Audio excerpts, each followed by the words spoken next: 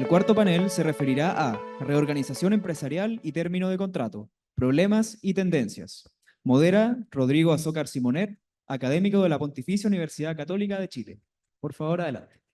Muy buenas tardes a todos y todas. Hola, buenas tardes. Estamos vivos después de una larga jornada, nos queda Sí. bastante también. Vamos a ir rellenando un poco mientras se van incorporando algunas personas. Vamos a cerrar también la puerta de acceso. Tenemos nuestro cuarto panel, reorganización empresarial y término del contrato de trabajo. Tenemos varios temas interesantes que vamos a debatir, vamos a conversar. Tenía una pequeña introducción, como nos habían pedido en la moderación, pero por tiempo vamos a reducir para dejar el espacio a nuestros ponentes. Ustedes ya saben las reglas del juego: 15 minutos máximo con la tarjeta amarilla, con la tarjeta roja. Y luego de eso, si es que los panelistas nos dejan espacio, vamos a tener un momento para preguntas, comentarios, también que sean, como ha sido durante la tónica durante el día, más reducido en tiempo y también en el foco de la pregunta. Nos acompañan en este panel doña Françoise Echeverry de la Universidad de Concepción, doña María Soledad Jofré de la Universidad de Talca, don Alfredo Sierra de la Universidad de los Andes y don Isaac Oyarzo de la Defensoría Laboral. Vamos a presentarlo a cada uno de ellos en el orden de las exposiciones. Va a comenzar doña Françoise Echeverry Párez. Ella es abogada de la Universidad de Concepción, magíster en Derecho por la misma Casa de Estudios, profesora del Departamento de Derecho Laboral de la Facultad de Ciencias Jurídicas y Sociales de esta universidad, a quien le damos la palabra y para que pueda presentar. Muchas gracias. Muchas gracias. Muy buenas tardes. Un poco cansados, pero de todas maneras tratemos de hacer un esfuerzo antes de ir a tomarse un aperitivo, ¿cierto? Yo creo que están pensando más en eso que en la continuidad de la empresa, pero bueno.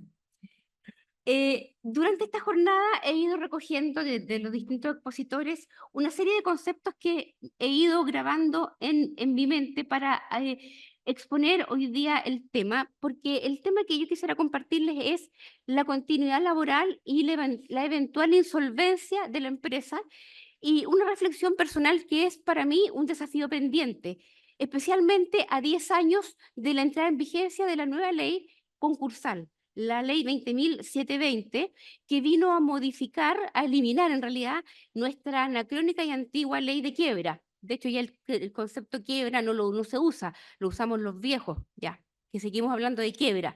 Pero hoy día ese tema, esa palabra está proscrita en aulas actualmente. Entonces, como todos los que estamos acá presentes sabemos, esta ley regula dos situaciones. Una, la liquidación concursal, que ya está, que sí fue un aporte para nuestra disciplina laboral, y el otro punto es la reorganización concursal. Entonces, yo les decía que fui teniendo conceptos en mi cabeza, rescatando de las distintas ponencias. Por ejemplo, retuve la buena fe, por lo que les voy a comentar, la flexibilidad, la objetividad de la causal necesidad de la empresa, la permanencia de esa causal, la gravedad de esa causal, como lo ha dicho la jurisprudencia, la colaboración, la dimensión colectiva en las relaciones laborales, el rol del sindicato, el crecimiento social, que desde el punto de vista de la postura del trabajador frente a su empleador. Y todo esto quisiera irlo plasmando en esta exposición, que espero no se alargue demasiado. Con respecto a la liquidación, no voy a referirme mayormente, más que todos sabemos que el avance que tuvo esta ley concursal fue incorporar como causal de término del contrato de trabajo indemnizada el ser sometido el empleador a un procedimiento de reorganización de liquidación concursal, perdón, 167 bis indemnizado. Lo que nos terminó con el periplo, ese periplo eterno del trabajador que buscaba una sentencia declarativa porque lo despedían sin causal o lo despedían mañosamente por cierre de la empresa, decía, causal que es inexistente, y buscaba una sentencia declarativa para poder tener su título e ir a verificar su crédito. Esa era la vuelta larga. Hoy día esa vuelta terminó. Hoy día ese trabajador tiene sus indemnizaciones, tiene sus derechos, tiene una carta de despido, tiene una causal, que en realidad la aplica la ley y la determina el juez de liquidación concursal cuando emite esa resolución de liquidación concursal, y el contrato termina inexorablemente. O sea, aunque la quiebra la liquidación, perdón, se puede alzar en la vejez, se puede alzar, igualmente ese trabajador está despedido. Su contrato está terminado. Y podremos conversar muchas cosas sobre ese punto, pero yo quisiera hoy día ir al tema en el que encuentro que estamos al debe, que es la reorganización. Si ustedes ven la historia de esa ley, se pregonó a cuatro vientos que esto era la panacea de la ley concursal porque iba a venir la salvaguarda de las relaciones laborales. ¿Ya? Y ya veo la cara de algunos colegas que dicen, ah, lo mismo digo yo. ¿Ya? ¿Por qué? En el mensaje, en la difusión, en todo se decía esta ley concursal moderna, acorde con un IDROA, con un CITRAL, con la OCDE, es fantástica. Vamos a mantener la fuente de empleo. Hermanamos el derecho colectivo, el derecho laboral con el derecho concursal, dos derechos especiales, especialísimos, ¿cierto? Y se tomaron la mano, ¿para qué? Porque comparten principios. ¿Cuáles? El de la mantención de la empresa comunidad económica. Y hasta ahí estábamos todos felices, estábamos contentos, felices, ¿verdad? Tanto así que la estructura de la ley es primero reorganización y después liquidación. Esa es la estructura orgánica, la geografía de la ley. ¿Para qué? Para decir, mire, primero trate de salvar y si no puede, si la empresa no es viable, liquídese. ¿Ya? Pero la pregunta es, ¿se logró esto? ¿Se logró realmente con esta ley mantener el empleo cuando la empresa tiene un problema de liquidez? Porque no estamos hablando de la insolvencia propiamente tal, estamos hablando de un problema de reorganización concursal, donde la causal de liquidación no ha llegado, puede llegar quizás. En realidad en la práctica siempre llega. Las reorganizaciones fracasan todas en el camino y terminan a la postre transformándose en liquidación. Y ahí tenemos ya una cruz para el objetivo que tuvo en vista este legislador, ¿ya? Pero el problema es que el legislador, que yo digo el legislador concursal, porque no le preguntaron a los laboralistas, mira al trabajador como un acreedor más, uno solo. Y dijeron, pero si están súper bien, si tienen créditos preferentes de primera clase, 2742, ¿para qué más? O sea, más encima le incorporamos su despido, le incorporamos pago administrativo, así que estamos bien. Bueno, ¿y la mantención del empleo? ¿Y la protección de la fuente de trabajo? Ah, en la reorganización. Bueno, les voy a contar que el pobre trabajador ni siquiera puede participar en los acuerdos de reorganización, porque expresamente están excluidos de sentarse a la mesa a renegociar. ¿Ya? Porque la reorganización concursal, ¿qué es? El deudor, la empresa deudora, se sienta a la mesa con su acreedor y dice, esta es mi situación. Y empezamos a crear acuerdos de condonaciones, prórroga, repactaciones, eventualmente remisiones, daciones en pago, compensaciones, lo que ustedes quieran. Ah, pero los contratos se mantienen todos vigentes. No se toca a la empresa. Puede ser. Pero ese trabajador no tiene nada que decir. Y mira de allá, de la esquina, sentado, como al niño que nunca le aceptan bailar ni lo sacan a bailar. ¡Uy, qué viejo eso! ¿Cierto?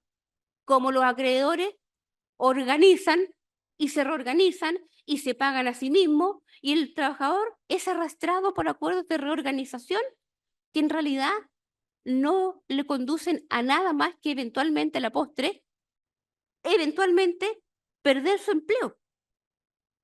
Es más, dice el artículo 57, que es el que toca el tema de los derechos laborales de los trabajadores, o algo se refiere a los trabajadores en una cosa que es casi triste, porque dice, en el periodo de protección financiera, porque una vez que el juez de la acción del acuerdo de reorganización dicta la resolución de reorganización, viene el periodo de protección financiera. 60 días por declarar por 60 más. O sea, 120 días en que no se puede declarar la liquidación, no se puede ejecutar, no se puede hacer valer ningún título ejecutivo.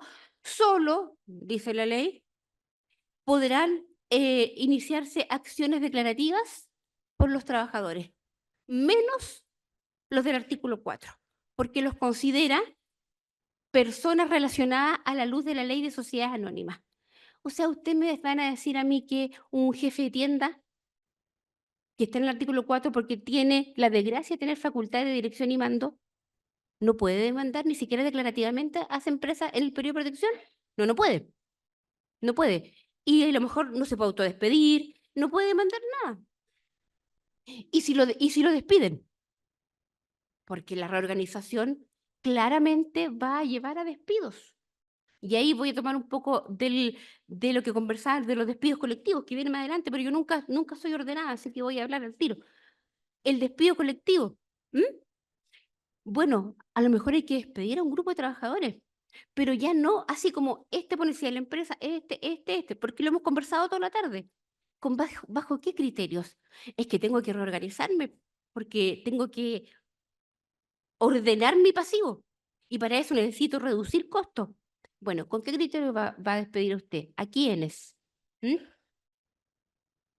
¿Con qué causal? Necesidades de la empresa. Los fallos están disidentes.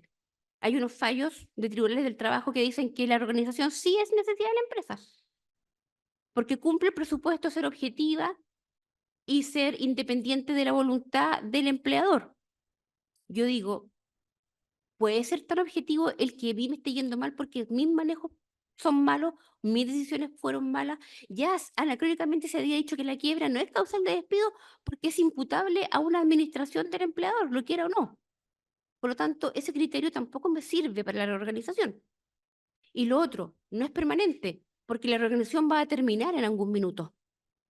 Va a terminar en 1, 2, 3, 4 meses con liquidación, y el trabajador va a ser despedido ahí por el liquidador y va a perder su fuente de empleo, o va a ser despedido por otra causal, que sí es, que será necesidad de la empresa, ¿no es cierto?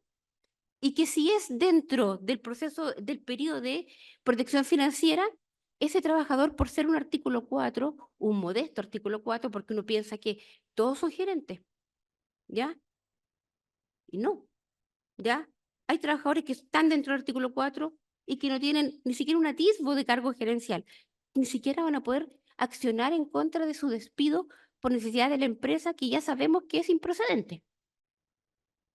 Y va a tener que esperar el periodo del término del periodo de protección financiera.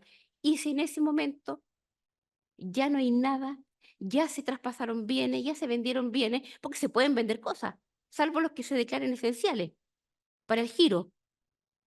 Pero ¿cómo voy a saber yo como trabajador cuánto queda, cuánto patrimonio queda para cobrar mis créditos cuando sea el momento? Entonces, ¿qué problema tenemos aquí? El problema de la jurisprudencia ya se ha resuelto que la reorganización no es causal de despido y tampoco necesidad de la empresa. Entonces, podríamos decir, bueno, entonces, si ya la reorganización se ve que no va a tener buen término, ¿por qué no crear una causal de despido? Estoy pensando, ¿no? Que sea el someterse a reorganización concursal y démosle las mismas prerrogativas que la liquidación para poder, en definitiva, a lo menos pagarle los derechos, que no se los van a poder pagar por una causal que va a ser improcedente, que es como estamos hasta ahora. Y a lo menos agreguémosle la posibilidad de pago administrativo, de pago directo. Bueno, si no hay patrimonio, tendré que ir a formarme con mi carta, con mi finiquito, en la liquidación como todos los demás, que no es el ideal. Entonces, ¿será esta situación de reorganización concursal el mejor camino que el legislador chileno pudo tener frente a la empresa que, no llegando a la insolvencia probablemente tal, sí tiene problemas de pasivo y tiene que reestructurarse? Le puede pasar a cualquier empresa, ¿ya? Se modificó la norma y se estableció una reorganización simplificada para las micro y pequeñas empresas. a los trabajadores los dejaron afuera de nuevo, nuevamente el trabajador mirando desde lejos, desde el horizonte, a ver qué pasa y rogando porque ojalá resulte para no perder el empleo. ¿Mm? Entonces, esta salvaguarda, en mi opinión, no cumple con las promesas que se establecieron en su momento, cuando se dictó esta norma. No conserva el empleo, lo conserva un tiempo y después el trabajador pierde su fuente laboral de forma incierta, ¿ah? Y está en peor condición que la liquidación a la postre, ¿ya? Y eso es el absurdo de esta normativa, ¿ya? ¿Y por qué? Porque creo yo que nos falta ver los modelos comparados de fuera. Copiamos la ley colombiana. La ley colombiana tiene esta estructura, ¿ya? Solamente le da un crédito preferente a los trabajadores, pero voy a avanzar a un ejemplo comparado, que es, por ejemplo, la legislación española, que siempre le copiamos a los españoles, pero esta vez no sé por qué no, ¿ya? ¿Por qué no? No sé, no entiendo. En que sí hay una dimensión colectiva del despido. Primero que todo, consagra el despido colectivo. Nosotros lo tuvimos en el decreto ley 2200, en el año 47, hasta que se eliminó y se cambió por esta necesidad de la empresa. Entonces, ¿por qué no lograr crear nuevamente o traer en aplicación la figura del despido colectivo? ¿Mm? Hacer procesos más participativos en la reorganización concursal, llamar al trabajador a la reorganización concursal, que participe. Y ahí hablo de la colaboración y de la buena fe, como les decía hace un ratito. ¿Mm? Eh, Porque dejemos de desconfiar entre unos de otros. Y para esto, para poder salvaguardar una empresa que tiene posibilidad de ser viable, creo yo, aquí me van a criticar probablemente, que hay que dejar un poco atrás las rigideces del derecho laboral, las rigideces de la irrenunciabilidad, las rigideces del principio protector para dar paso a la buena fe y a la razonabilidad.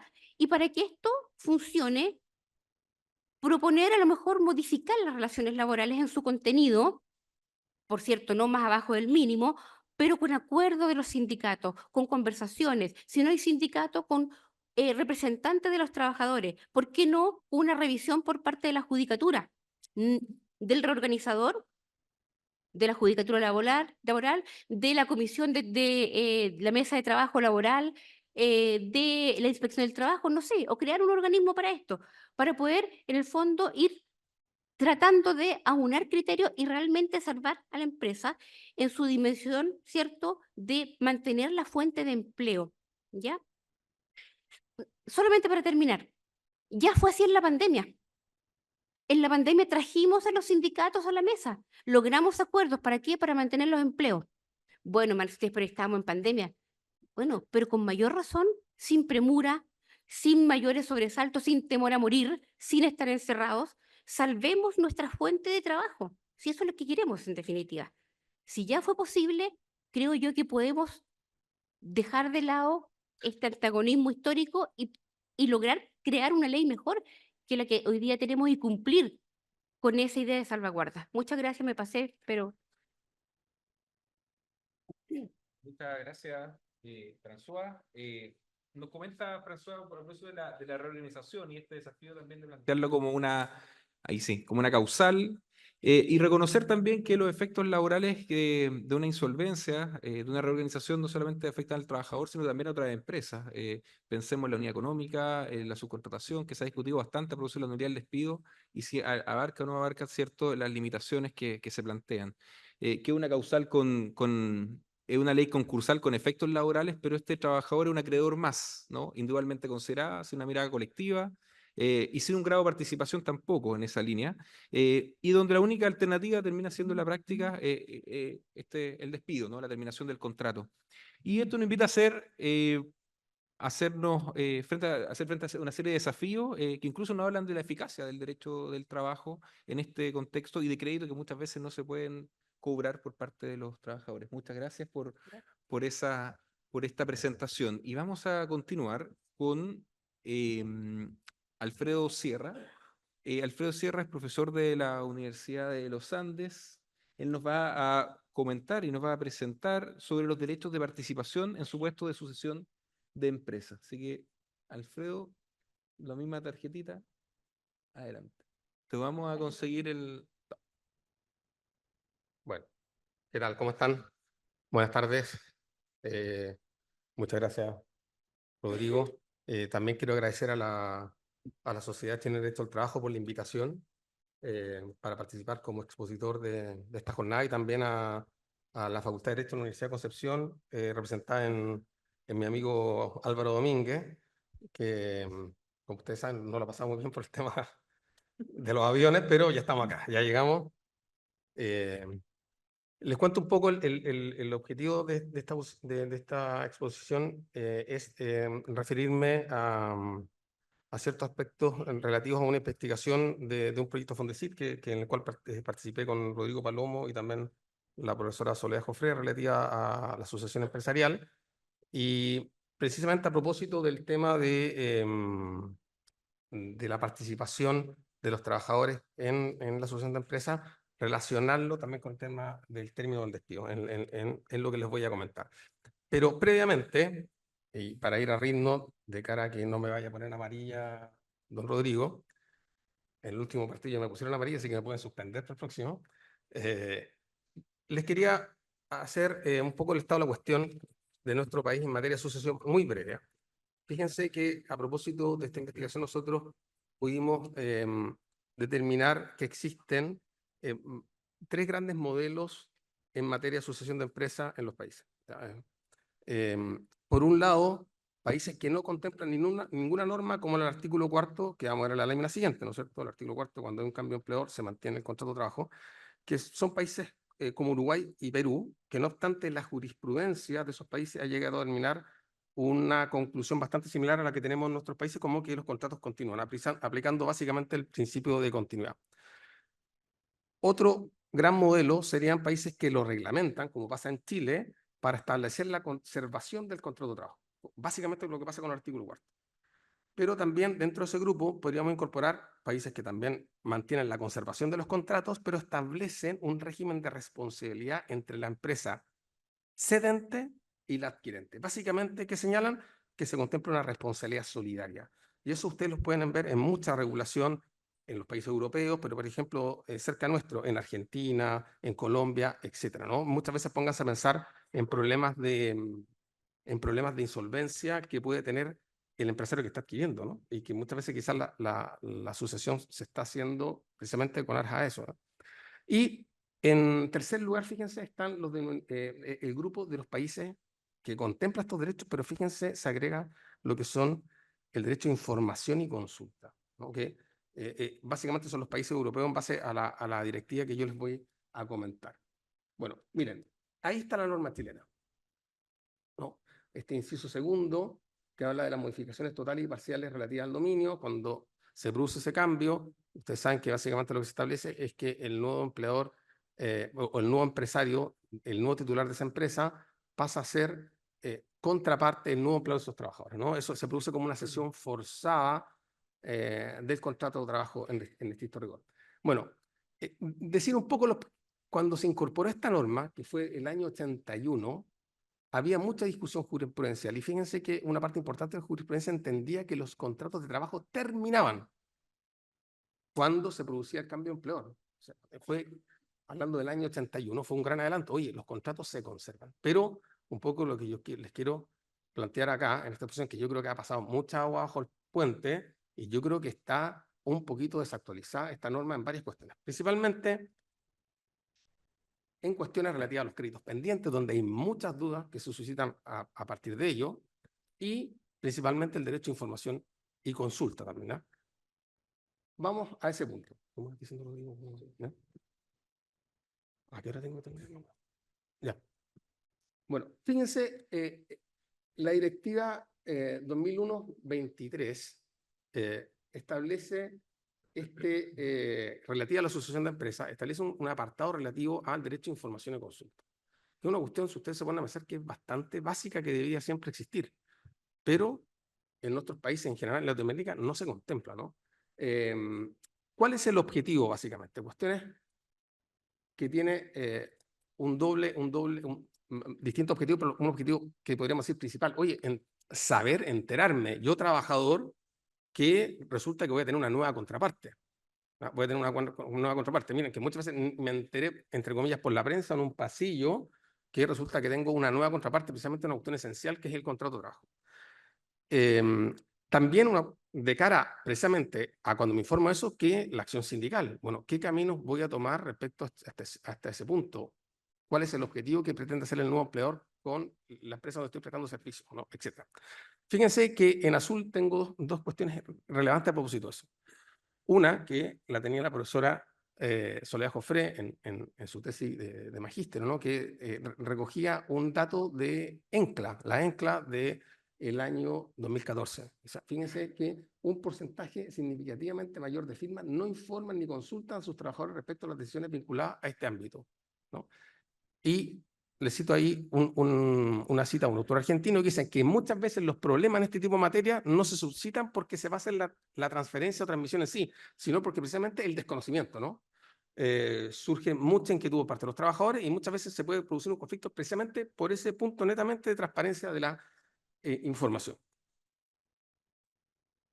Por tanto, fíjense, ¿a qué debería apuntar o a qué apunta precisamente en la normativa europea? Y lo debería apuntar también si nosotros pensamos en reactualizar la norma nuestra en esta clave, ¿no? Punto muy importante. Uno, identidad del empleador. O sea, ¿quién es este nuevo señor que viene a hacerse cargo o viene a ser titular de la empresa? Tanto desde el punto de vista de su solvencia, si es un señor que es nacional, extranjero, si es una empresa tendencia, qué pretende hacer en esta nueva empresa, etcétera, etcétera. Tipos de operación que se llevó a cabo, si por ejemplo es el total de la empresa la que fue objeto de la transferencia o es solamente una parte de ella, porque acuérdense que se da la modificación total o parcial, y también los motivos de la operación. Bueno, en base a eso es que los trabajadores siempre se les debería reconocer, cuando se van a tomar medidas, por ejemplo, que pueden afectarlos laboralmente, que ellos puedan dar su opinión, sus observaciones sobre esto, que no son a la larga vinculantes, ¿o no? Claro, eso nunca puede hacer una posición de bloqueo en este tipo de normativa, ¿vale? Pero sí, por lo menos que den su opinión y muchas veces se pueden lograr acuerdos que son bastante positivos de cara a que esta cuestión se logre de la mejor forma posible y no se logren precisamente tensiones en este punto. Bueno, yo les decía que relacionado con eso, relacionado con este punto de lo que es el derecho de información, claro, creo que ha llegado el momento de también plantearse lo que se conoce como el derecho de oposición o el derecho a decidir del trabajador en esta materia, ¿no? A propósito que yo recibí la información de que voy a tener un nuevo titular de la empresa, voy a tener un nuevo empleador, bueno, el trabajador tendrá derecho a decir, oye, quiero seguir con mi contrato de trabajo. Hoy día lo puede hacer, ¿no es cierto? Puede renunciar, pero es una renuncia cuya libertad de trabajo se encuentra bastante condicionada porque muchas veces va a tener que seguir precisamente de cara a mantener la eventual indemnización que podría recibir. ¿Cuál es el estado de la cuestión hoy día sobre esto? Obviamente en Chile no se reconoce, ¿no es cierto? La persona no tiene derecho per se por la sucesión o por el solo cambio del empleador a solicitar un término de contrato que reciba algún tipo de compensación por el mismo, ¿vale? En el derecho comparado, ¿cuál es el estado de la situación? ¿Se reconoce en los distintos países algún derecho de oposición sobre esto? Le diré que la situación es bastante tenue a ese respecto, ¿no? Pero hay ciertos países que ya lo están reconociendo y les podría decir que yo creo que hay cierta tendencia a así hacerlo. En primer lugar, en cuanto a la directiva europea que yo les comentaba, esta directiva que refería a la asociación de empresas, dice algo sobre si por el hecho que me van a cambiar el empleador, tengo derecho yo a decir, oye, me están haciendo un cambio importante de mi contrato de trabajo, me están cambiando mi contraparte y por tanto creo que significaría una modificación sustancial.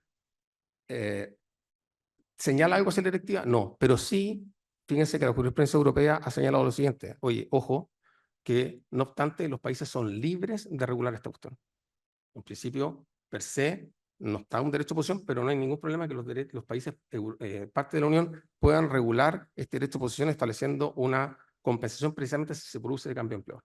Ya, y a ese punto es importante hacer la siguiente reflexión. Siempre normalmente se ha dicho a propósito de esta materia que la posición del empleador es una posición fungible, ¿no? Usted no lo ha escuchado, ¿no? Acá el tema del carácter personalísimo tiene que ver con el trabajador en sí.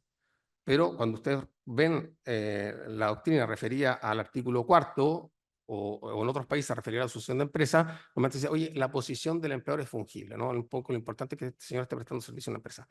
Bueno, yo creo que eso hoy se puede poner bastante en entredicho, ¿no? Porque para muchas personas, muchos trabajadores, la contraparte es una cuestión esencial de poder prestar servicio en esa empresa. Póngase a pensar en empresas familiares de menor tamaño o en empresas las denominadas tendencias, perdón, las denominadas empresas ideológicas de tendencia. Fíjense que les pongo el siguiente ejemplo. Miren, la denominada cláusula de conciencia de los profesionales de la información. Ya hay casos de principios del siglo XX en Italia, un caso emblemático que es la venta de un periódico que se llama el periódico Tribuna, donde se produjo la venta de ese periódico con un cambio editorial importante. Yo no tengo por qué seguir con este cambio editorial y este señor pide un término indemnizado y el tribunal se lo da. Esa cuestión ha evolucionado bastante y fíjense que en España, que en el Estatuto de los Trabajadores no reconoce este derecho a oposición en rigor, en el Estatuto de los Trabajadores, sí, por ejemplo, está esta ley orgánica de los profesionales de la información, donde se reconoce, chuta, ya recibí la amarilla, donde se reconoce, yo pensaba que no llevaba nada, ya. Donde se reconoce si se produce un cambio en la línea editorial, por ejemplo, llega un nuevo titular de esa empresa, se le reconoce el derecho a la renuncia con las indemnizaciones propias del despido improcedente. Pasa bastante algo similar con una categoría especial de trabajador que es el alto directivo. Pero voy, para cerrar, don Rodrigo, a mi modo de ver de todos los derechos que yo revisé, que tiene un derecho de oposición bastante desarrollado, que es en Portugal. ¿Ya? ¿Y por qué voy a citar en Portugal, que puede sonar un poco rebuscado? Porque fíjense que la forma como se está interpretando esta normativa vuelve a lo más básico del derecho al trabajo. Fíjense. Se reconoce este derecho a oposición en el Código del Trabajo portugués cuando el cambio de la titularidad de la empresa pueda significar un serio daño al trabajador, ¿vale? Y ahí básicamente se reconocen dos opciones que se podrían producir ese daño. Uno, por la falta de solvencia del nuevo empleador, y fíjense el segundo que lo tengo subrayado en amarillo, dice, por la política de organización de trabajo que no merece la confianza del trabajador. O sea, sobre ese punto amarillo es que han habido dos criterios jurisprudenciales, uno que dice, oye, lo tiene que justificar en datos objetivos, y otra tendencia jurisprudencial que digo por una cuestión más subjetiva. Se les quiero leer rápidamente, fíjense. Dice, se sostiene que el trabajador puede invocar esta hipótesis, esta de que no le merece confianza esta política, incluso si el riesgo de daño grave no es evidente y es posible sustentarlo en algo íntimo, una opción personal. Y fíjense, es necesario subrayar que este tribunal fundamenta su decisión en un principio básico del OIT consistente en que el trabajo no es una mercancía. Y ese tribunal, basado precisamente en doctrina portuguesa, dice admitir la remisión automática de los contratos de trabajo sin el hecho que el trabajador pueda negarse consiste no solo en una negación frontal de su autonomía privada, sino incluso de su dignidad fundamental como persona, convirtiéndolo de algún modo en una cosa, cuestión del derecho. Dice, este autor sostiene que la cuestión del derecho a oposición es en definitiva el grado en que se torna en serio la libertad de trabajo para elegir su trabajo. Bueno, para terminar, yo creo que a esta altura del partido, si hay una revisión del artículo 4 que contempla este derecho a información y consulta, creo que de algún modo debía discutirse precisamente cómo implementar este derecho a oposición, ya sea de una forma más objetiva, menos subjetiva, que por lo menos el trabajador entienda que si ese cambio de empleador significa una condición importante para él, pueda recibir algún tipo de compensación en el caso que no decida continuar con esa nueva contraparte. Muchas gracias.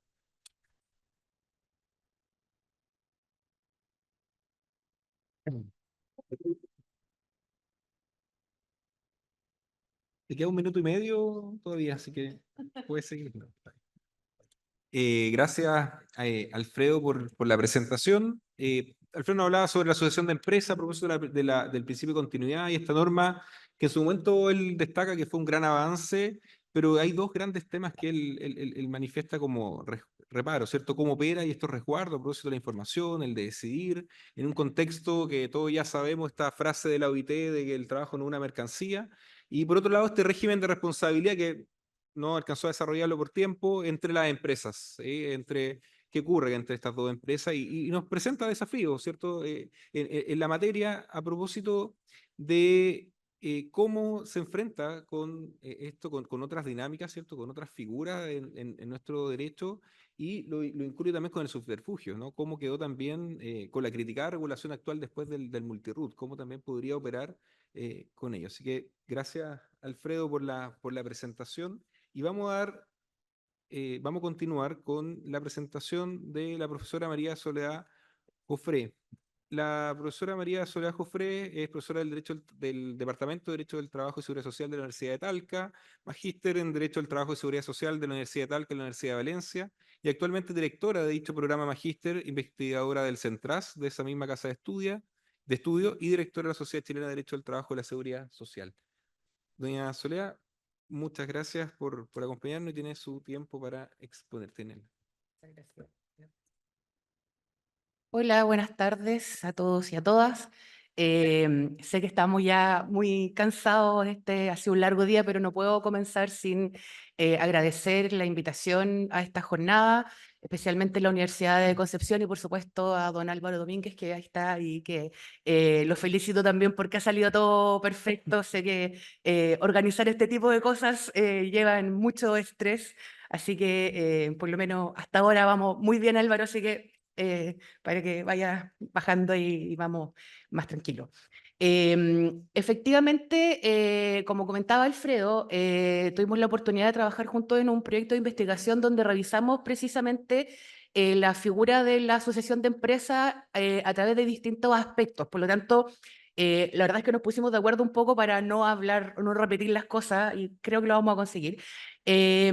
Porque me gustaría enfocarme principalmente en cómo la sucesión de empresa tiene incidencia en la terminación del contrato de trabajo, a pesar de que, como ya sabemos, no es una causal de terminación que esté regulada en el Código del Trabajo, debido precisamente a la falta de regulación que existe en nuestro Código del Trabajo, se permite utilizar a través de distintas figuras o esconder a través de otras causales de terminación, donde finalmente el supuesto fáctico es el cambio de empleador. ¿Ya? Entonces, si es que esto funciona. Ahí sí. Entonces, solamente a modo de contexto, porque ya Alfredo señaló algunas cuestiones. Como ya sabemos, esta figura está regulada en el artículo 4 del Código del Trabajo y que ante, ¿no es cierto?, la modificación de la titularidad de la empresa, se presenta esta continuidad laboral. Lo que dice el Código básicamente es que no se preocupe el trabajador, todo va a seguir igual, pero detalle, le vamos a cambiar al empleador. Una pequeña cuestión. Y el problema entonces son los efectos o cómo se aplica este artículo. Primero, porque como lo ha señalado ya sostenidamente la jurisprudencia, este cambio de empleador opera por el solo Ministerio de la Ley. ¿Eso qué significa? Que opera de forma automática, pero también significa que impide que las partes involucradas en la asociación puedan oponerse. Por lo tanto, los trabajadores no tienen ninguna posibilidad de intervenir, ¿no es cierto? O de, incluso como señalaba Alfredo, saber muchas veces que va a haber este cambio de empleador porque no pueden oponerse a la sucesión. Y además que una de las cuestiones más importantes es que con el cambio de empleador también se cambian las responsabilidades. Es decir, se traspasan las obligaciones laborales al nuevo empleador y aunque suene obvio, el empleador anterior deja de ser responsable, pero creo que esto es súper importante porque a veces se nos pasa este detalle, porque finalmente pueden darse una serie de supuestos en los cuales el nuevo empleador no va a cumplir y se quita al trabajador la posibilidad de demandar a quien originalmente era su empleador, con quien contrató y a quien conoce. Por lo tanto, esa doble referencia, ¿no es cierto?, se cambia la responsabilidad a uno y se quita el otro, no es menor. Al contrario, creo que es de suma importancia. Ahora, ¿cuál es el problema entonces de fondo y que tiene que ver con el tema de la terminación? Es que, como ya decía Alfredo, esta es una normativa que es desactualizada, decía, ¿no es cierto?, del año 81, es una normativa que finalmente tiene o genera diversos vacíos. Dice qué es lo que pasa, pero no nos dice en detalle cómo se produce esta asociación, ni desde cuándo empiezan a operar los efectos. El principal problema, o uno de los principales problemas que creo que tienen mucha incidencia para lo que voy a referirme después en torno a la terminación, es determinar cuándo se produce el cambio de empleador. ¿Por qué? Porque acá, como la ley no lo regula, ha sido la jurisprudencia la que ha detectado distintas fórmulas o distintos mecanismos a través de los cuales se produce el cambio de empleador o el cambio de titularidad de la empresa, y no todos siempre tienen los mismos efectos o no siempre son igualmente fáciles de identificar. De hecho, para estos efectos me parece que se pueden clasificar en supuestos que son simples, que es el típico caso, ¿no es cierto?, de la venta completa de la empresa, donde la empresa sigue funcionando igual como funcionaba antes y el cambio de empleador es más que nada una formalidad, un detalle. La empresa funciona igual, desde la perspectiva de los trabajadores sigue todo igual, pero el empleador cambió. Que sería un supuesto simple, ¿no es cierto?, porque eso permitiría de manera más fácil que los trabajadores puedan ver cumplido el efecto de la continuidad. A ellos no les afecta. Pero ese no siempre es el caso. Al contrario, hay una serie de otros supuestos que en términos generales los podemos decir que son supuestos más complejos, que son los que nos traen problemas. ¿Ya? Por ejemplo, cuando no se continúa con la misma empresa, cuando se va a cambiar el giro, cuando hay distintos tipos de operaciones comerciales que son las que producen el cambio de titularidad. Alfredo también lo señalaba, los cambios parciales, por ejemplo, ¿ya? Donde no queda claro qué es lo que cambia y por lo tanto cómo los trabajadores se ubican en este nuevo escenario. ¿Y cuál es el problema de esto? Que si no sabemos no tenemos claridad cuándo opera la sucesión, entonces se nos puede confundir con otras figuras también, que también ahora Rodrigo hacía referencia. Yo creo que efectivamente uno de los principales problemas que tiene esta figura en la práctica es que muchas veces se confunde con el artículo 3º, con la determinación de único empleador, sobre todo con los casos de subterfugio, donde muchas veces, escondido bajo cambió el empleador, la verdad es que el empleador no cambió, la empresa sigue siendo la misma, lo que pasa es que hay una dirección laboral común. Por lo tanto, en ese caso no deberían haber cambios de responsabilidad, pero bueno, ese es el tema más de fondo, ¿no es cierto? Pero además, ¿no es cierto?, de este problema de no saber cuándo, a partir de qué momento, a partir de qué figura se cambia el empleador, también hay otros vacíos legales que son sumamente importantes y que tienen incidencia para este tema. Alfredo ya nos comentaba, ¿no es cierto?, respecto del derecho de información, del derecho a información y derecho de consulta, ¿no es cierto?, que opera en varios ordenamientos jurídicos comparados. Y el otro gran problema o el otro gran vacío que presenta esta figura es que no hay garantías para el cumplimiento de las obligaciones, es decir, entre las partes involucradas en la asociación no hay ningún tipo de obligaciones compartidas o cualquiera sea la fórmula que se elija, con lo cual, ¿no es cierto?, como señalaba al principio, se produce este efecto de que cambia todo y el empleador anterior deja de ser responsable de manera automática, como ha señalado la jurisprudencia. Pues bien, ¿cómo con esta figura, que además sabemos que actualmente, producto, ¿no es cierto?, de los cambios tecnológicos, etcétera, ¿no es cierto?, hay mucha mayor movilidad o reestructuración empresarial, por lo tanto, esto no es algo que sea que sea poco frecuente, al contrario, ¿no es cierto?, con mayor frecuencia las empresas se están reorganizando, están buscando, ¿no es cierto?, cómo conseguir sus objetivos económicos. Por lo tanto, esta es una materia que se ocupa con bastante frecuencia y que el artículo 4º no nos soluciona todos los problemas. Ahora, ¿cómo esto nosotros lo garantizamos desde el punto de vista de la mantención del contrato de trabajo? Porque básicamente el artículo 4º lo que dice es que el nuevo empleador tiene que mantener todo tal cual. Pero partimos con un problema si es que ya lo más difícil es mantener el propio contrato de trabajo. ¿Ya? ¿Cómo, no es cierto?, hacemos esa sucesión que se haga efectiva sin ninguna otra herramienta y que efectivamente el nuevo empleador mantenga el contrato con las mismas condiciones? Acá la ley, ¿no es cierto?, no señala ninguna exigencia. La propia jurisprudencia ha dicho que no es necesario suscribir un nuevo contrato de trabajo, nuevo, no nuevo, como dice ahí, que me acabo de dar cuenta que tiene un error, pero sí que sería deseable al menos que el nuevo empleador realizara una actualización del contrato de trabajo para efectos de publicidad y que el trabajador sepa quién es su nuevo empleador. Ahora, ¿cuál es el problema práctico que eso produce? Que muchas veces las empresas, cuando se ven involucradas en esta figura, aprovechan de hacer el cambio de contrato y viene el tema de la antigüedad o el reconocimiento de la antigüedad del trabajador. ¿No es cierto? Mire, la empresa cambió, entonces le vamos a hacer un finiquito, usted va a seguir igual, pero resulta que le vamos a pagar lo que lleva hasta acá y le vamos a hacer un nuevo contrato, por lo tanto, muchas veces lo que se hace en la práctica es que se suscribe un nuevo contrato. Es decir, no se mantiene, sino que se suscribe un nuevo contrato que muchas veces aprovecha ese impulso para cambiar las condiciones del contrato o muchas veces para no renovar la relación de trabajo, ¿ya? O no renovarla, incluso está mal empleado porque en el fondo es derechamente terminar el contrato y pactar uno nuevo. Y eso, ¿no es cierto?, tiene que ver mucho con los problemas de los finiquitos, o que muchas veces, ¿no es cierto?, los trabajadores le dicen, mire, usted va a mantener igual, vamos a finiquitar lo que lleva hasta ahora, pagamos las indemnizaciones y partimos de cero.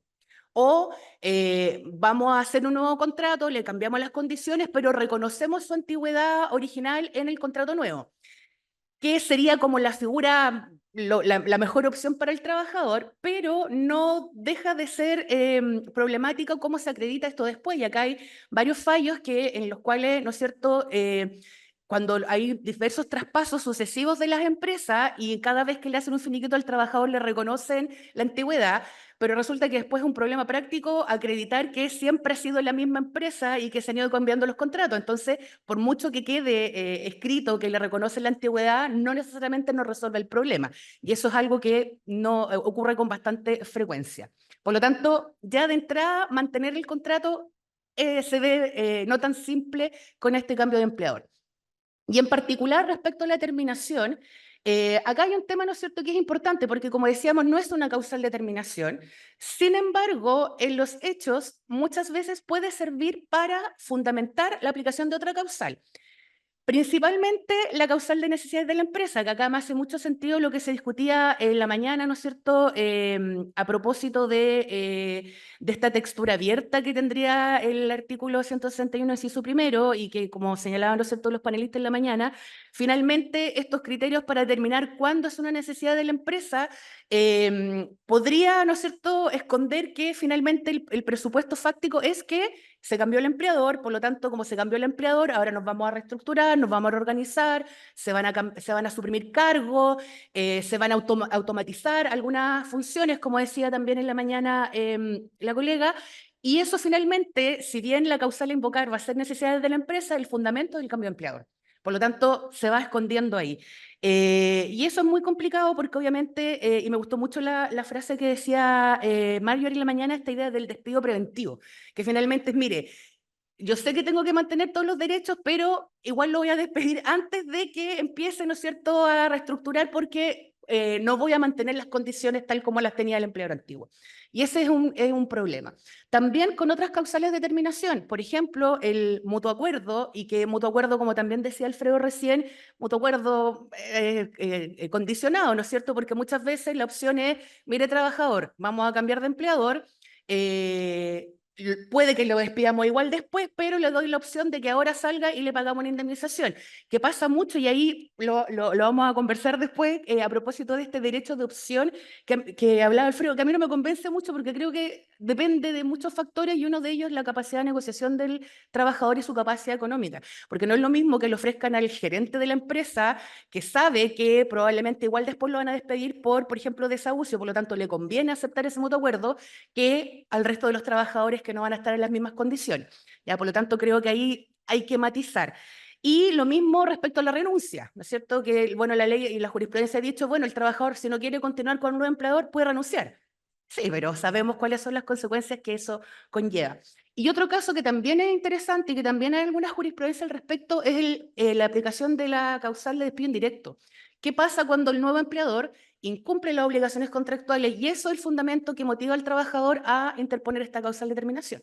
Por lo tanto, vemos que si bien el cambio de empleador no es una causal en sí misma, sí puede servir o puede ser utilizada como fundamento para aplicar otras causales, a veces con fundamento y a veces no. De hecho, hay jurisprudencia más antigua que ya no sé, ya ha sido superada, pero que incluso habían casos que trataban de justificar el caso fortuito con el cambio de empleador, que es un poco similar a lo que pasaba con la quiebra en su momento, que ya ha sido más o menos superado, pero que también da cuenta, ¿no es cierto?, que buscan por ese lado la solución. Y finalmente, para que no me ponga tarjeta roja, también a propósito del tema del cambio de empleador, un aspecto vinculado a la terminación del contrato tiene que ver con el pago de indemnizaciones, ¿ya? ¿Por qué? Porque ¿quién se hace cargo del pago de las indemnizaciones? Y eso obviamente va a depender de cuándo se despide, si es antes o después de la sucesión, para ver quién es el empleador responsable o el ex empleador responsable de pagar esas indemnizaciones. Pero de nuevo, eso depende de que sepamos o que tengamos claridad de cuándo se produce la sucesión, porque si no el trabajador igual va a quedar en la misma situación de desconocer a quién tiene que demandar.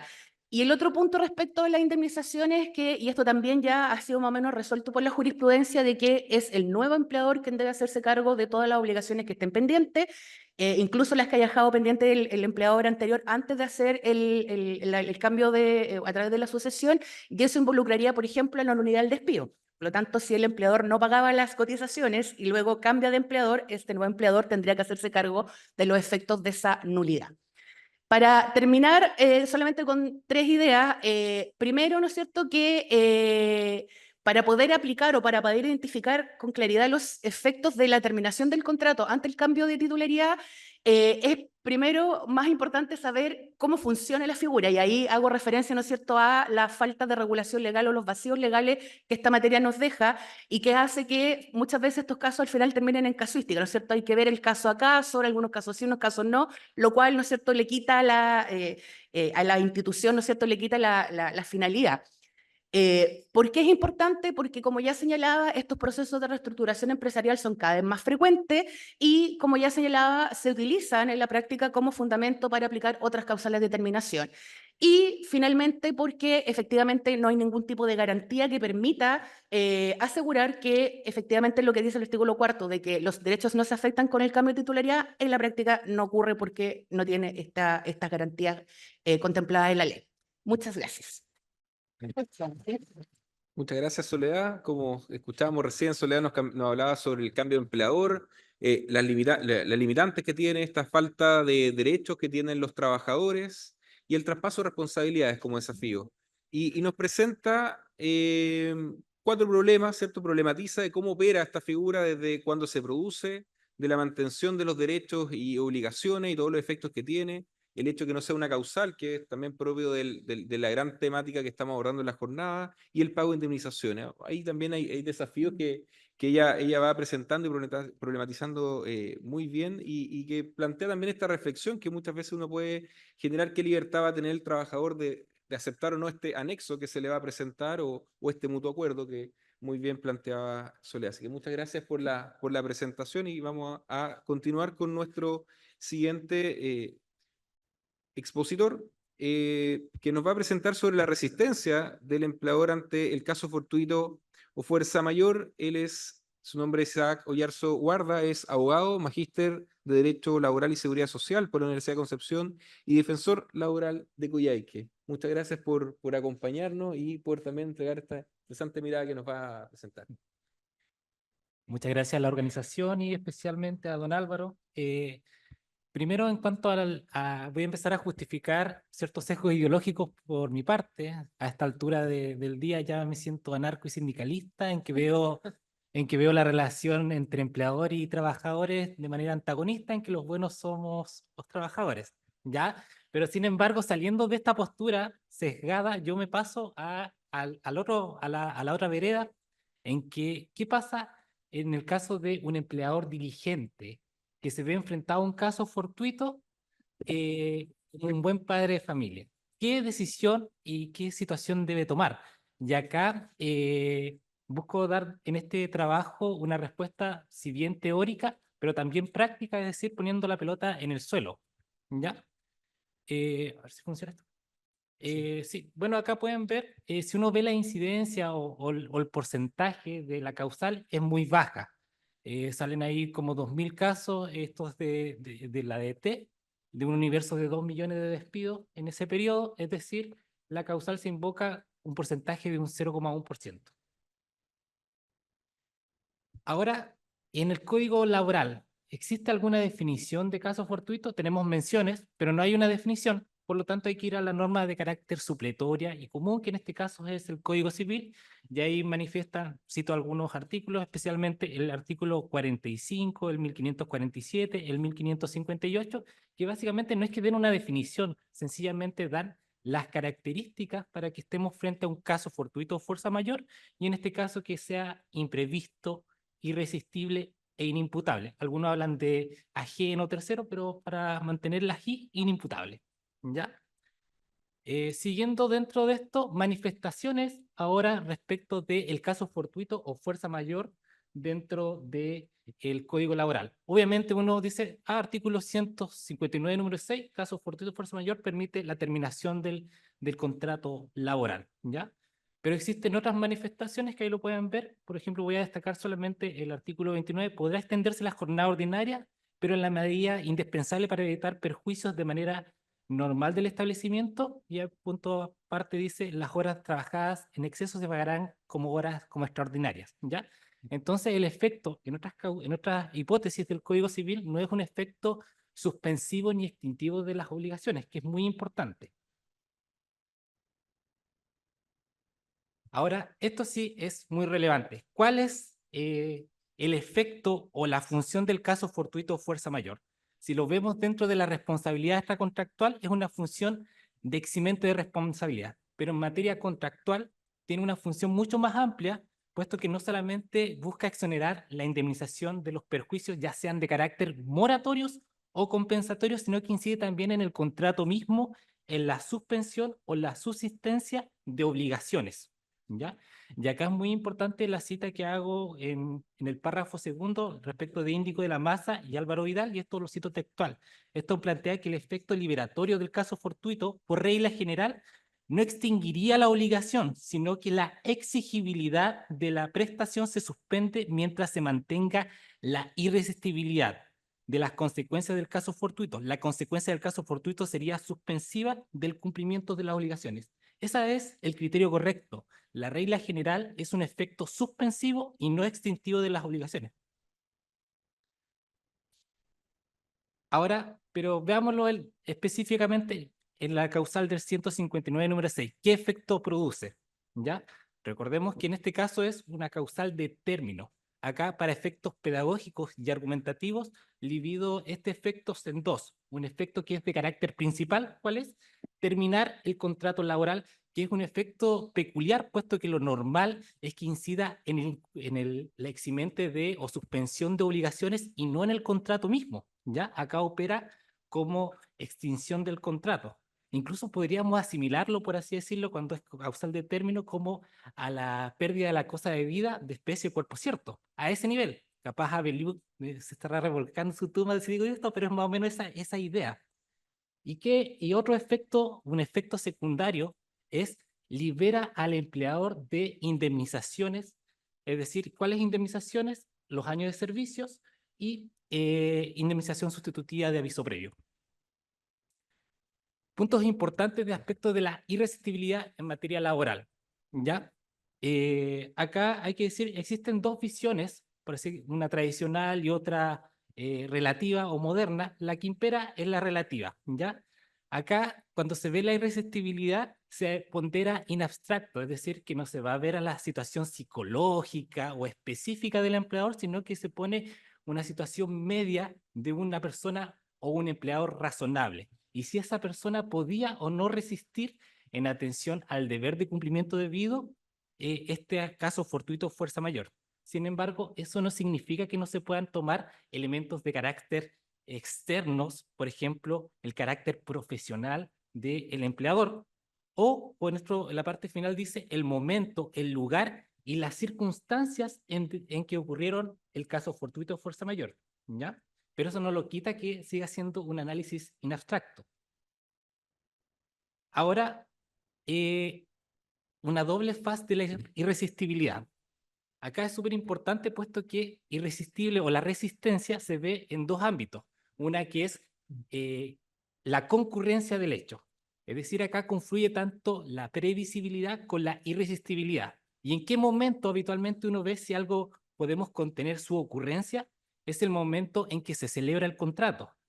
Eso es lo habitual. Sin embargo, tratándose en este caso de un contrato de tracto sucesivo, puede haber situaciones que durante la relación laboral se pudieron prever. Por ejemplo, amagues de incendio durante la relación laboral y después un incendio que quema la, no sé, la institución, ya la empresa. Entonces, en ese caso era previsible antes que ocurriera. Y ahora, en cuanto a la resistencia, en cuanto a contener los efectos, porque tiene dos fases. Uno en cuanto a la ocurrencia y otro es en cuanto a contener los efectos. Y ¿en qué momento se ve eso? Es cuando ocurre el hecho o caso fortuito y cuáles fueron las medidas que tomó el empleador diligente. Momento, eso ya lo dije, está en relación con eso. Y dentro de este punto, me quedan, a ver, 3 minutos. La irresistibilidad, analizo 2 fallos en particular y se notan otros fallos que van en la misma línea.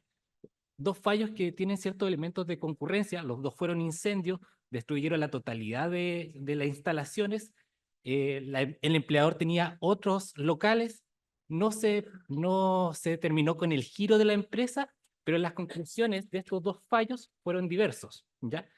En el primer fallo, que ahí es de la Corte Suprema, básicamente dice, si es que no se pueden mantener los contratos, es decir, esto es insuperable, irresistible, de manera total y permanente, se termina el contrato de trabajo sin derecho a indemnizaciones, pero... Tranquilo, te quedan 6 minutos, ¿no? Ah, ya. Vale, está bien. Sin derecho a indemnizaciones, ¿ya? Pero acá la Corte Suprema dice, acá no hay que analizar la situación económica del empleador, es decir, si tenía seguro, si mantenía el giro, es decir, básicamente, ¿puedo o no mantener el contrato de trabajo de estos trabajadores particulares independiente que tenga otra faena u otra empresa? O sea, imaginen una situación como se quema un supermercado y en este caso tengo otro supermercado y podría reubicar a algunos trabajadores, ¿ya? Después, el otro caso que contrasto es un caso de la Corte de Apelaciones de Coyhaique, ya que soy de Coyhaique, ¿ya? Y acá es importante porque se dan los mismos elementos, como yo decía, de concurrencia. Sin embargo, en la parte que destaco dice, resulta forzoso considerar la factibilidad de la continuidad del giro. Bueno, básicamente lo que razona la Corte es que eh, el empleador no logró acreditar que estaba en una situación económica paupérrima, no logró acreditar que se mantuvo el giro, es decir, básicamente lo que dice en esta sentencia es que el empleador, si bien no podía continuar con los contratos o con la relación laboral, tenía espalda económica, ¿ya? Entonces, ¿por qué es importante? Porque acaba de la resistibilidad en cuanto a los efectos, ¿ya? En cuanto a contener los efectos. Ahora, ya un poco más relajado, para ver si alcanza lo importante. Básicamente, indico, existe escasa aplicación de esta causal, como lo había manifestado en la diapo 2, ¿ya? Y poco desarrollo doctrinal en materia laboral, y siembra dudas respecto de cuál es una adecuada aplicación al caso en concreto y cómo se deben subsumir los elementos de concurrencia que están establecidos en el Código Civil, ¿ya? Aplicados al caso laboral. ¿Cómo bajo esto? ¿Cómo tomo estos elementos? Ahí hay una cita de la profesora Lanata, es decir, obviamente que el Código Laboral no da respuesta a todos los casos, ¿ya? Pero eso no lo quita de su independencia como rama.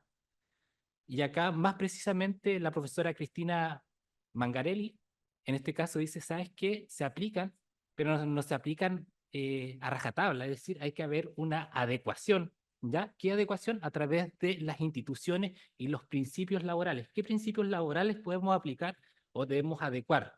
Principio de la buena fe contractual, que se aplica tanto para el empleador como para el trabajador, ¿ya? Durante toda la relación laboral.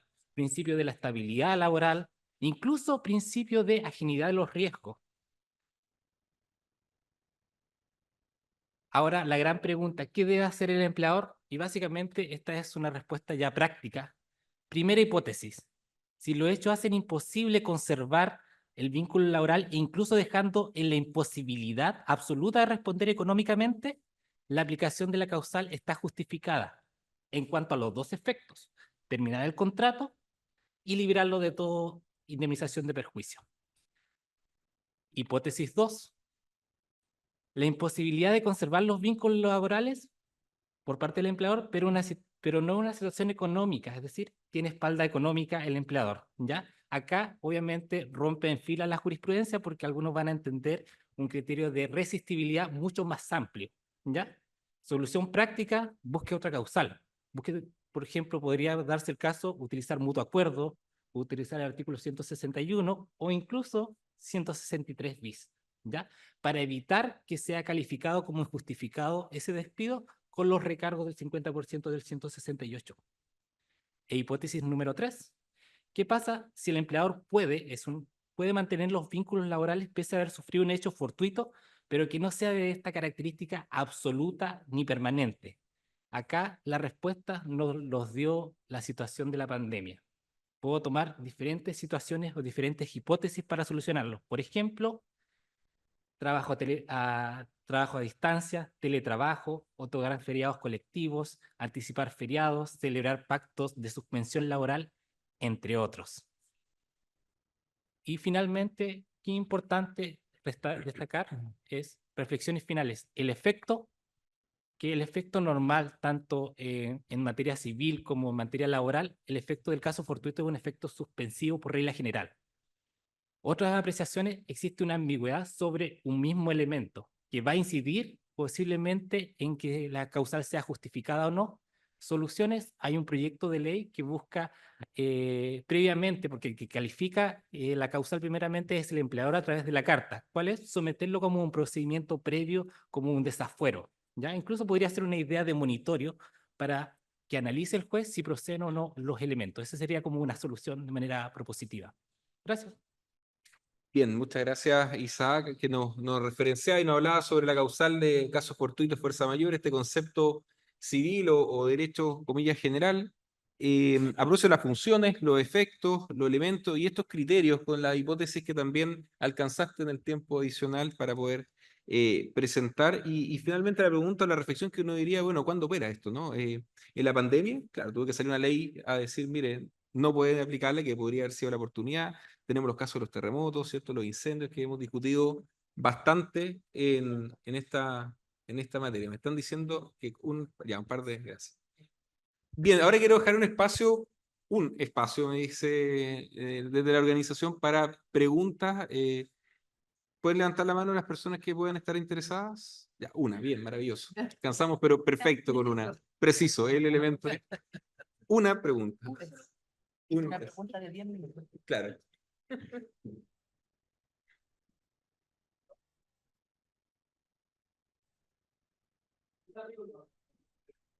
Sí, se escucha. Vamos. Sí, se escucha, sí, estamos acá.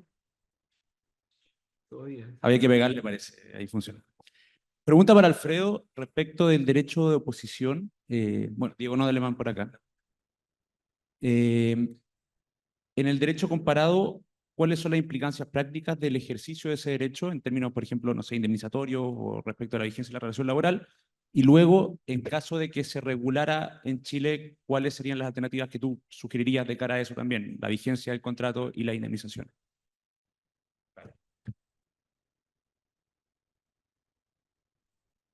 ¿Qué pregunta? Definición penal. Don Diego, ¿qué tal?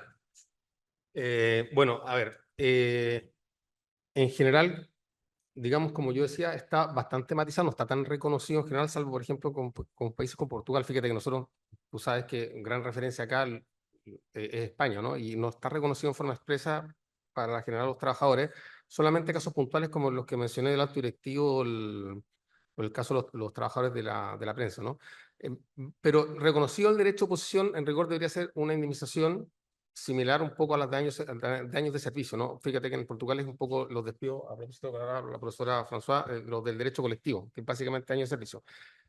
Si se implementara en Chile, tú puedes tomar una posición más subjetiva, que depende un poco del trabajador, y en base, él decía básicamente, no quiero seguir contra el señor, y en base, por considerarlo ya per se el cambio del empleador como una condición sustancial de cambio. Lo decía la profesora Jofré, como una especie de un incumplimiento, precisamente porque me están cambiando radicalmente mis condiciones precisamente por ese cambio de empleador. Entonces, podrías tener, oye, solamente con el empleador, el trabajador decir que no quiere continuar, debería recibir esa indemnización. O podrías tener un camino más intermedio de que tienen que justificarlo en situaciones más objetivas, ¿no? Porque si el nuevo empleador o el empleador, digamos, adquirente, te ofrece las mismas condiciones de trabajo, etcétera, etcétera, que básicamente no va a haber mayor cambio, quizás tendrías que tener mayor justificación de cara a esa oposición. O bien, si quieres aplicar la oposición igualmente, quizás debería ser de un monto inferior a la clásica, ¿no? Ponte un 50, un 60% por ahí. A propósito de lo que comenzaba la profesora François, por ejemplo, un caso quizás que debería analizarse como una excepción es, por ejemplo, si llega un nuevo empresario a hacerse cargo de una empresa que está insolvente, ¿no? Bueno, en ese caso, quizás, oye, este señor viene al salvataje, en ese caso quizás no procedería ese derecho a oposición indemnizado, ¿no? O sea, hay distintas un poco caminos que puedes tomar en la clave que te estoy comentando. Bien, muchas gracias. Dos temitas antes de cerrar. Primero, bueno, cerrar el panel. Estos viejos problemas que requieren nuevas soluciones y respuestas protectoras, ¿no? Y para dar certeza tanto a los trabajadores como a las empresas que están involucradas, que de alguna forma también lo cerraba y lo planteaba Alfredo en un momento. Agradecer a la organización, agradecer a la universidad, al profesor Domínguez. Y un último tema a propósito de unas cosas que mandaban recién, que entonces está en la huelga de la DGAC, ¿no? Entonces, no sé cuál creen que podría ser el colmo del profesor Domínguez organizando una jornada, no sé, así que solamente. Así que bien, muchas gracias, un aplauso por el ponente.